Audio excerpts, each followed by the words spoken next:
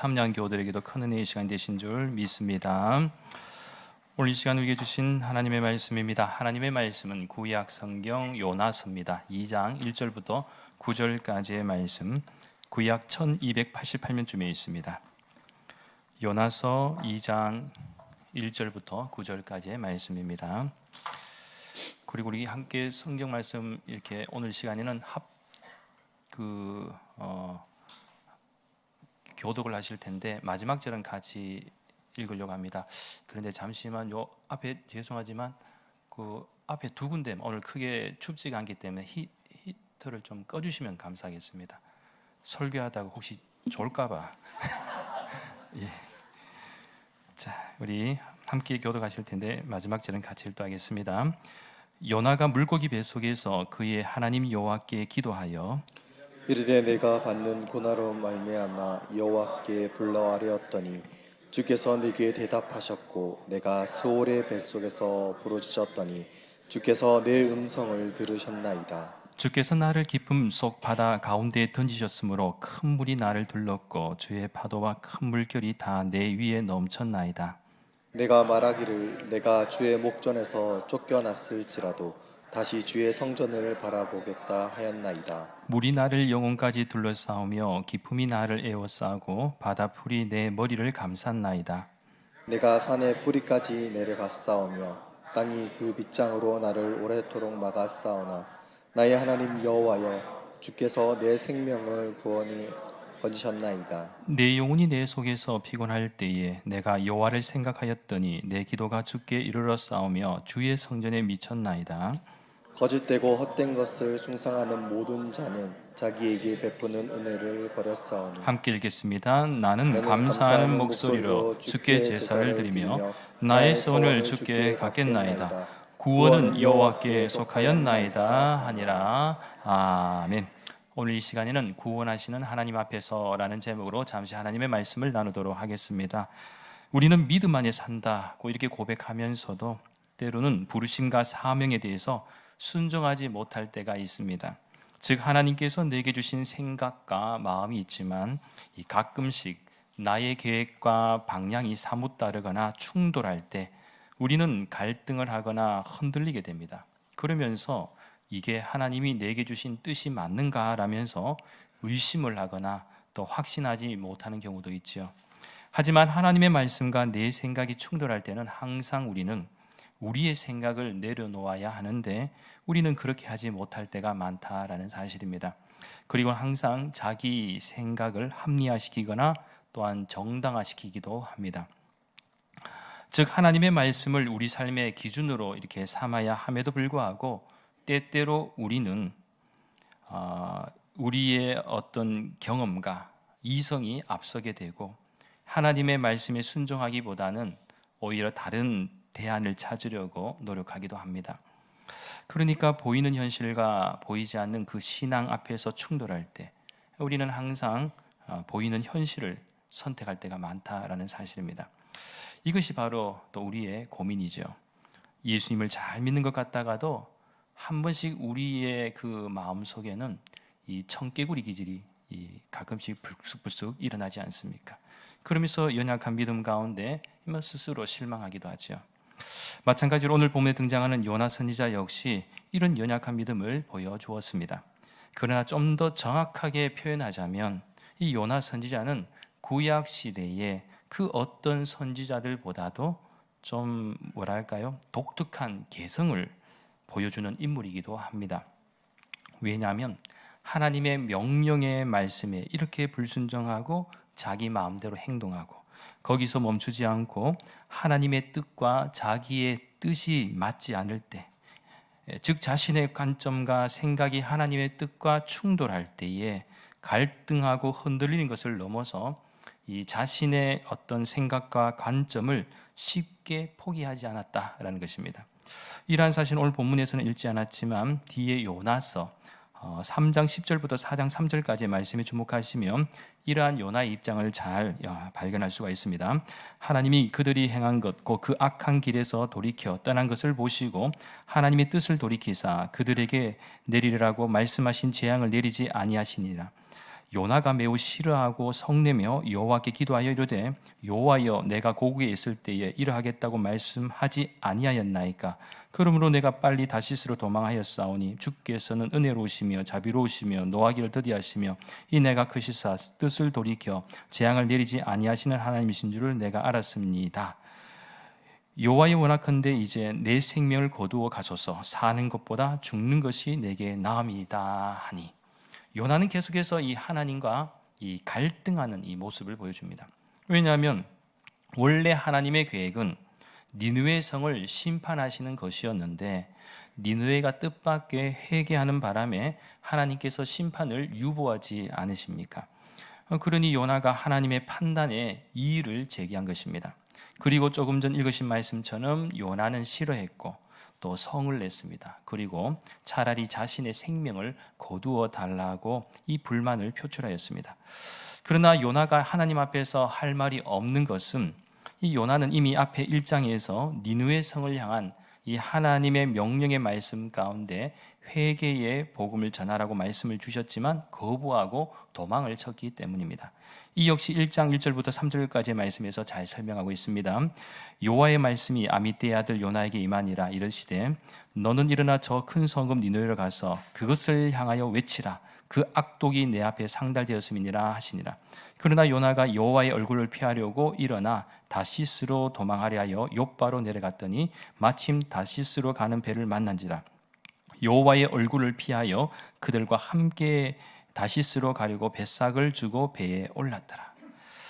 완전히 하나님의 명령의 말씀에 불순종하였을 뿐만 아니라 다시스로 도망쳐 버렸습니다. 참고로 여기서 요나가 여호와의 얼굴을 피하였다. 그러니까 오늘 본문에서 보면은 두 번에 걸쳐서 여호와의 얼굴을 피하였다는 것은 하나님이 요나에게 맡기신 선지자의 사명을 싫어했다고 이렇게 볼 수 있는 대목입니다. 한마디로 못하겠다. 이런 거 하나님 시키지 마세요. 이런 부분 오늘 우리의 현실에서도 가끔씩 발견할 수 있는 장면이기도 합니다.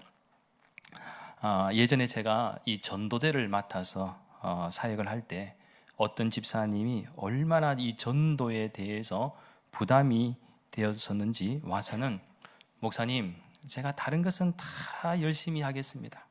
그런데 전도만은 정말 자신이 없고 못하겠습니다. 그러면서 이 초롱초롱한 눈으로 이렇게 언급하면서 간절하게 자기 빼달라고 그렇게 말을 하니까요, 눈빛을 보니 눈이 너무 착하게 보이고 또 너무 간절해 보이고 참 난감한 적이 있었습니다. 요나도 지금 니느웨 성 사람들의 이 죄악에 대해서는 알고 있지만 그 죄악을 지적하기에는 자신이 없었던 것이죠. 잘못하면 소위 말하는 언어적 표현으로는 다구리를 당할 수도 있습니다. 여러분 다구리가 뭔지 아시죠? 모르시는 분이 생각보다 많으시네요. 저는 다구리를 당해봤습니다. 잘 아는데요. 이걸 이제 표준어로 표현하면 문매, 집단 구타. 예전에 제가 설교 말씀 가운데 잠깐 언급한 적이 있는데 못 들으신 분이 있으셔서 좀 다시 간단하게만 설명드리면, 제가 중학교 때 이 경북대학교 정문을 지나서 이제 학교로 가는데 그 복현동 쪽으로 가는 은아파트가 있습니다. 그 옆에 지금도 생각나는데 큰 오락실이 있었는데 그 가고 있는데 친구하고 가고 있는데 갑자기 그 초등학생 되는 애가 갑자기 서래. 자전거 타고 가는데 서라 그래서 섰더니만 돈 내놔래. 완전 깡패죠. 근데 초등학생이 중학생한테 돈 내놔라니까 이게 또 교육을 좀 시켜야 되겠다 싶어서 이렇게 교육시키려고 그러는데 친구가 갑자기 얼굴이 싹 가더라고. 몰랐죠. 뒤에 6명이 걸어오는데 보니까 이 고등학생 이상급 되는 무려 6명이 나오는 게 그 친구가 미끼였고 저희는 뭔지 몰랐죠. 그래서 한쪽 골목으로 끌려 들어갔습니다. 끌려가서 그 다음부터는 다구리를 당했는데 여러분 다구리를 당하니까요 참 희한한 게 있습니다. 비록 17대1로 싸워서 이기지는 못했지만 거의 7대1로 다구리를 당했지만 친구는 뭐 그렇게 옆에서 가만히 있었기 때문에 좀 정상 차린다고 제가 괜히 쓸데없이 교육한다고 하다가 다구리를 당했는데 그냥 뭐랄까요, 기분이 다구리를 당할 때 그냥 자존심 상해요. 이기지도 못하는데 괜히 자존심이 상해요. 근데 다구리 당하는데 하여튼 기분이 참 묘하다는 거. 하여튼 그런 일은 없기를 바라시고요. 아무튼 심하면 또 이 요나 같은 경우에도 그렇지 않습니까? 이 전도자의 사명이 죽음을 맞이할 수도 있지 않습니까? 죽음을 각오해야 된다는 것. 목숨을 걸고 회개의 복음을 전해야 된다는 것입니다. 그러니 뭐 정말 하기 싫죠. 그러나 이보다 더 큰 이유는 이 요나의 마음속에는 그 니느웨 성을 향한 이 감정이 좋지 못했다. 한마디로 멸망해버려라. 이는 마치 오늘날 또 어떤 사람들은 이 나라가 뭐 이상하게 돌아간다 생각하고 마음에 들지 않으면 뭐 이런 말도 하지 않습니까? 망해뿌라, 망해뿌라. 이런 막말을 하시는 분들도 계십니다. 이 나라가 망해뿌라 그러면 자기도 사실 똑같이 피해를 당하는 거지 않습니까? 답답하면 뭐 그렇게 표현할 수도 있겠죠. 아무튼 이 요나 같은 경우에도 이 느느웨 성을 향해서는 사실은 궁극적으로는 그렇게 좋은 감정이 아니다는 거. 그래서 실제적으로 하나님의 이 말씀에, 명령의 말씀에 순종하고 싶은 마음이 없었던 것입니다. 하지만 결국 하나님 앞에 불순종한 요나는 하나님의 해초리를 맞게 됩니다. 일단 한 방 맞자는 것이죠. 그 해초리가 바로 큰 물고기 뱃속이었습니다. 그리고 오늘 보면 2장에서는 물고기 뱃속에서 요나가 기도하는 장면이 소개되고 있는데, 오늘 이 시간에는 오늘 본문의 말씀을 통해서 우리가 배울 수 있는 교훈을 크게 세 가지 관점에서 간략히 말씀을 좀 나누도록 하겠습니다. 첫째는 하나님은 기도 외에 그 무엇도 할 수 없는 환경과 상황을 만드시기도 하십니다. 생전 처음으로 물고기 뱃속에서 갇혀버린 요나가 할 수 있는 것은 아무것도 없었습니다. 장장 사흘 밤낮을 요나는 큰 물고기 뱃속에서 지냅니다. 어둡고 냄새나고 황당해도 이것보다 더 비참하고 암울한 장소가 또 어디에 있을까요? 그러나 이곳은 너무나도 황당하기도 하고 유쾌한 경험은 아니겠지만 그래도 하나님께서 특별히 준비하신 장소라는 것입니다. 한번 생각해 보십시오.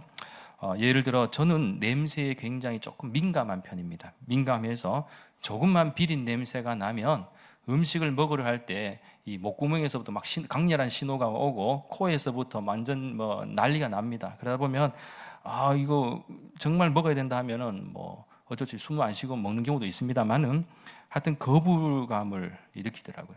그런데 이 큰 물고기 그 자체만 해도 비린 냄새가 가득할 텐데 인류 역사상 큰 물고기 위장 속에서 온갖 위액과 위산액을 묻히며 갇힌 사람은 요나밖에 없을 것입니다. 거기다가 만일 이 큰 물고기가 위궤양을 앓고 있다면, 위궤양을 앓고 있으면 얼마나 냄새가 더 지독하겠죠. 꽉 막힌 칠흑 같은 어둠 속에서 온갖 비상하는 냄새가 진동하는 그 장소는 어쩌면 무덤과도 같을지도 모릅니다.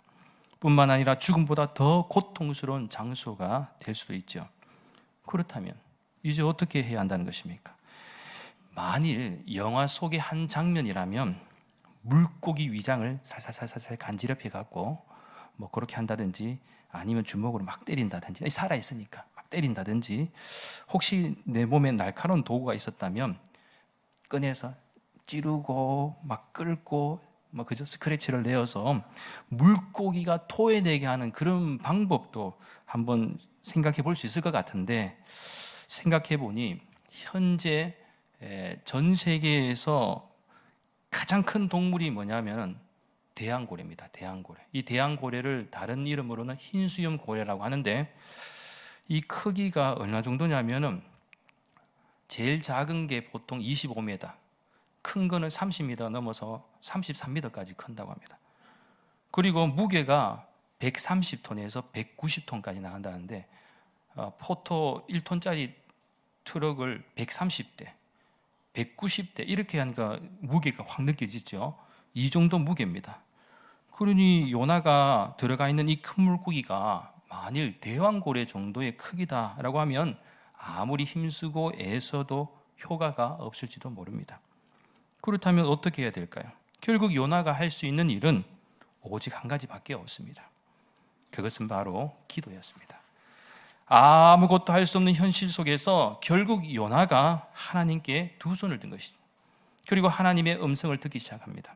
그러면서 자신의 강한 자아와 교만했던 자아를 하나님께 내려놓기 시작하면서 하나님의 은혜를 구하게 됩니다. 오늘 본문 2절 말씀입니다. 이르되 내가 받는 고난으로 말미암아 여호와께 불러 아뢰었더니 주께서 내게 대답하셨고 내가 스올의 뱃속에서 부르짖었더니 주께서 내 음성을 들으셨나이다. 여기서 스올은 죽은 자들이 들어가는 지옥과도 같은 장소임을 언급합니다. 한마디로 이 물고기의 뱃속은 지옥과도 같다라는 표현입니다. 그런 의미에서 하나님은 더 이상 말이 통하지 않으실 때에 기도 외에 그 무엇도 할 수 없는 환경과 상황을 만드시기도 하십니다.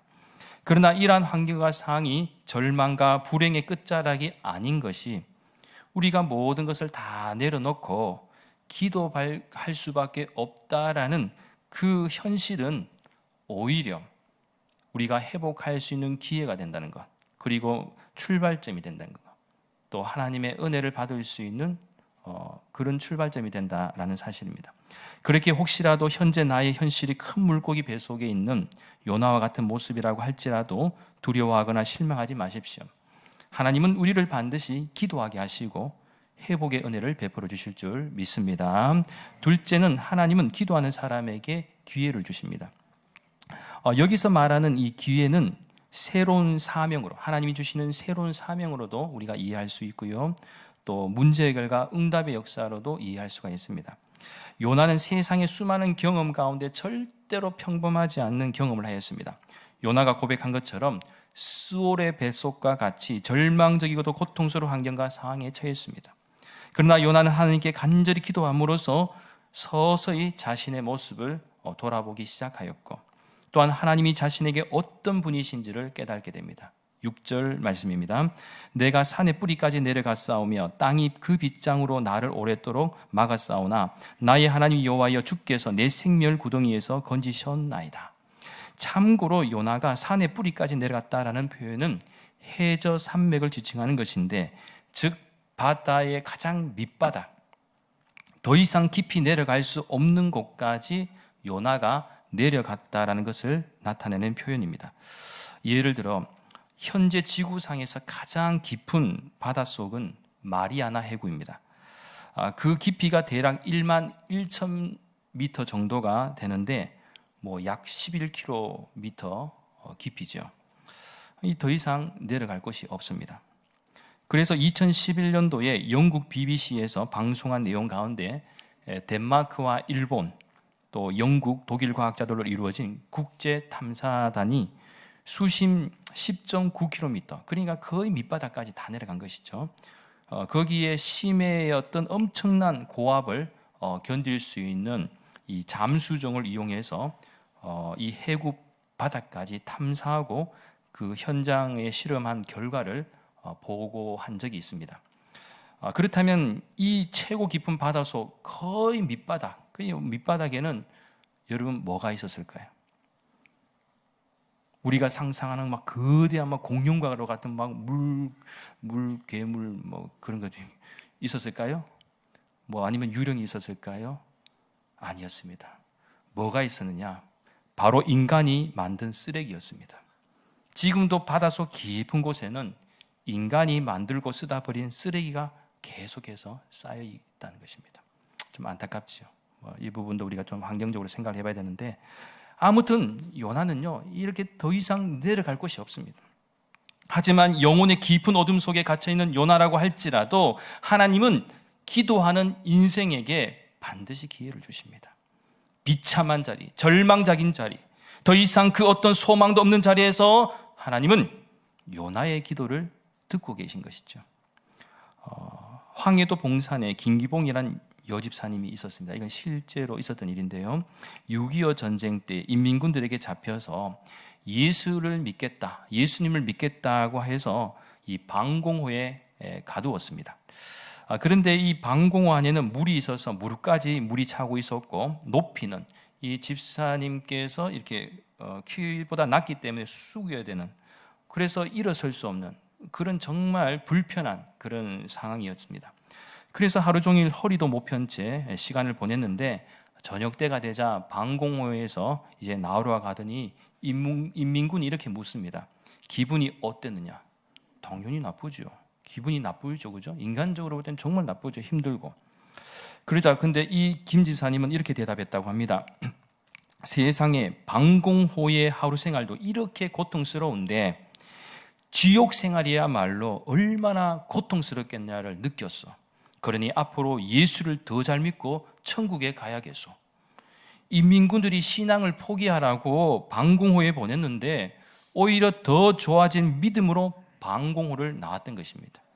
결국 인민군은 이 집사님의 신앙과 모습에 감동해서 풀어줬다. 그렇습니다. 성도는 오히려 더 극한 상황 속에서 더 좋은 믿음의 결과를 만들어 가야 할 줄 믿습니다. 비록 죽을 것 같은 현실이라고 하여도 기도를 통하여 하나님을 재발견하시기 바랍니다. 그래야 하나님의 은혜를 받을 수 있을 뿐만 아니라 하나님께서는 기도하는 인생에게 다시 시작할 수 있는 기회를 허락해 주십니다. 요나도 마지막 더 이상 물러설 수 없는 절박한 자리에서 기도함으로써 하나님께로부터 새로운 기회, 즉 사명을 부여받지 않습니까? 바라옵긴 저는 우리 대구 난강교회와 모든 믿음의 가정들이 가장 힘들 때, 가장 내가 밑바닥으로 내려갔다고 했을 때에 포기하는 것이 아니라 오히려 기도함으로써 하나님의 은혜와 더 좋은 기회를 만들어갈 수 있는 역사가 있기를 간절히 소망합니다. 마지막 셋째는 구원의 하나님을 기억하십시오. 7절 말씀입니다. 내 영혼이 내 속에서 피곤할 때에 내가 여호와를 생각하였더니 내 기도가 주께 이르렀사오며 주의 성전에 미쳤나이다. 깊은 바닷속, 그리고 육안으로는 도무지 볼 수조차 없는 큰 물고기 배소, 그리고 이러한 상황 속에서 홀로 외로이 고통 가운데 느껴야 할 공포심, 생각하면 할수록 기가 찰 수밖에 없는 상황이죠. 그러나 요나는 지금 기도 가운데 하나님의 은혜를 갈망합니다. 내 영혼이 내 속에서 피곤할 때에 내가 여호와를 생각하였더니, 요나는 하나님을 생각하고 있습니다. 그리고 내 기도가 주께 이르렀사오며 주의 성전에 미쳤나이다 라고 이렇게 고백합니다. 그러니까 요나는 지금 주의 성전을 사모하고 있습니다. 여기서 주의 성전은 믿는 성도가 하나님을 만날 수 있는 가장 아름답고 복된 장소입니다. 또한 가장 은혜롭고도 영광스러운 자리입니다. 어쩌면 여기서 이 요나의 기도는 오늘 현대를 살아가는 우리 성도들이 기억해야 할 중요한 메시지가 담겨져 있습니다. 그것은 요나의 시각은 이 세상 속에서 살아가고 있지만 이 세상과 구별되어야 하며 거룩한 순례자와 같은 길을 걸어가는 우리들이 기억해야 될 시각이다라는 것이죠. 즉 우리가 모두 하나님의 거룩한 백성이라면 이 험하고 거친 세상 속에서 세속화가 되어버린 이 세상 속에서 구별된 믿음과 삶, 나아가 생명으로 가득한 믿음과 삶을 우리는 반드시 살아가야 된다는 사실. 무엇보다 제약이 가득한 세상에서 우리는 세상 속에서 동화되어 살아가는 사람들이 아니라 우리는 늘 바라봐야 될 것이 하나님의 성전이다. 하나님의 자비와 은혜다. 그래서 구약 성경 시편 27편 4절 말씀에서 다윗도 이렇게 고백하지 않습니까? 내가 여호와께 바라는 일 그것을 구하리니 곧 내가 내 평생에 여호와의 집에 살면서 여호와의 아름다움을 바라보며 그의 성전에서 사모하는 그것이라. 그리고 신약성경 히브리서 4장 16절 말씀에서 히브리서 기자는 그러므로 우리는 긍휼하심을 받고 때를 따라 돕는 은혜를 얻기 위하여 은혜의 보좌 앞으로 나아가야 된다라고 이렇게 말씀하였습니다. 그런 의미에서 오늘 살아가는 우리 모든 믿음의 성도들 역시 항상 주님의 은혜 성전을 사모하면서 우리가 힘들고 어려울 때 오히려 세상 속에서 방황하는 인생이 아니라 더욱더 은혜의 보좌 앞으로 나와야 할 줄 믿습니다. 그럴 때 오늘 본문 9절 말씀처럼 나는 감사하는 목소리로 주께 제사를 드리며 나의 서원을 주께 갖겠나이다. 구원은 여호와께 속하였나이다 라는 이 요나의 고백이 우리의 고백이 될 줄 믿습니다. 그렇습니다. 우리가 하나님만이 우리의 진정한 구원자이심을 인정할 때 우리는 참된 예배자로서의 삶을 시작할 수 있고 감사의 목소리를 담아 하나님께 가장 아름답고도 영광스러운 예배를 드릴 수가 있습니다. 사랑하는 여러분, 이제 말씀을 정리합니다. 저는 오늘 우리의 예배와 믿음의 강구가 요나의 기도처럼 하나님의 구원의 은혜와 감격, 기쁨과 감사가 넘치는 복된 자리가 될 수 있기를 간절히 소망합니다. 그래서 항상 우리가 세상 속에서 때로는 원치 않는 수많은 사건과 사고 앞에서도 또한 전혀 예상치 못했던 문제와 위기 앞에서도 우리가 지치거나 쓰러져 절망하는 인생이 아니라 오히려 넘어질수록 하나님의 임재가 약속된 주님의 성전과 예배자를 떠올리면서 우리의 모든 생각과 마음을 구원하시는 하나님 앞에 초점을 맞추고 살아가야 할 줄 믿습니다.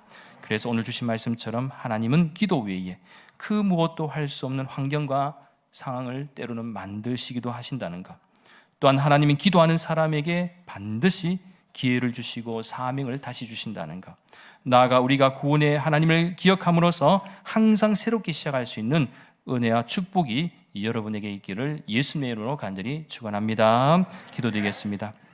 거룩하신 하나님, 저희들이 이 세상을 살아가면서 때로는 저희 역시 요나처럼 하나님으로부터 도망하는 인생이 될 수도 있고 하나님께 불순종하는 연약한 모습도 있겠지만, 하나님은 기도 외에 그 무엇도 할 수 없는 환경과 상황을 만드시기도 하시고, 또한 기도하는 사람에게는 반드시 기회도 주시고 새로운 사명도 주시며, 나아가 하나님은 우리에게 구원의 은혜를 베푸시는 분이심을 잊지 않게 하여 주시옵소서. 그래서 때로는 원치 않은 수많은 사건과 사고 앞에서도, 또한 전혀 예상치 못했던 문제와 위기 앞에서도 우리가 지치거나 쓰러져 절망하는 인생이 아니라 오히려 넘어질수록 하나님의 임재가 약속된 주님의 성전과 예배의 자리를 떠올리며 우리의 모든 생각과 마음을 구원하시는 하나님 앞에 초점을 맞추며 살아가는 복된 인생이 되게 역사하여 주시옵소서.